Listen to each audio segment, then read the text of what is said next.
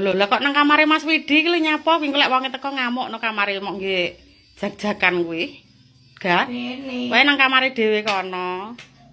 Bosen aku ning kamare dhewe. Oh alah ya wis kok ditata sing apik neh lho lek Mas Widi teko ben ketok rapi neh ya. Iya. Buke arepe blonjo karo opar ganti oli mobil barang.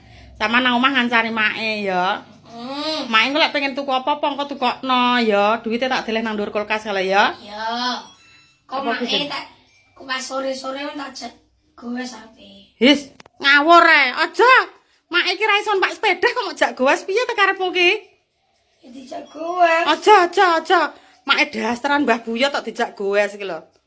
Aneh men. Ya ora oleh, ya ora pantes wong Mbah Buya tok dijak gowes ya ora oleh. Lek karo buke karo opang ngono ya oleh karo mama. Walah menika apa Jawamu kuwangen ngono to Mak kono ki Mak? Iya, kangen banget. Arang ngopen-openane ket cilik ya Mak. Aku ora arep pikir. Walah, dirga wis gedhe tukul genten adike. Walah, jawane ya Allah alhamdulillah ya Mak. Ngantek tuwek ngantek ngopeni apa kuwi dhisik mamae sing ngopeni hiluk-hiluk. Ya Make, saiki genten dirga trukul. Ya Make, panggah alhamdulillah panjang umur awet sehat ya Mak. Amin. Walah, gagah delok ento kaya ning Mbah Buyut lho rek kuwi rek anggitmu apa ndarani nenek Mbah Buyut. Lah lek aku ki neneke dirga.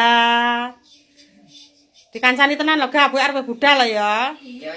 Pokoke aja metu-metu mesakne Make iki lho Kang. Ora. Ora oleh, aja dijak gowes ngawur rek kowe iki. Aja, Mak, aja gelem lho kowe Mak. Mak, lek dijak dirga metu sepedan aja gelem. Gak, Ya. tak nyang jero omah. Aja ngawur aja. Wis tuweke ora oleh gowes-gowes ngono kuwi. Mosok Engko bengi jalan-jalan karo buke ya. nanti. Lho jarene engko bengi awakmu pulang tahunan. Oh iya. Ya. Ya wis buke tak budal sama nang omah ae. Karo make barang ya.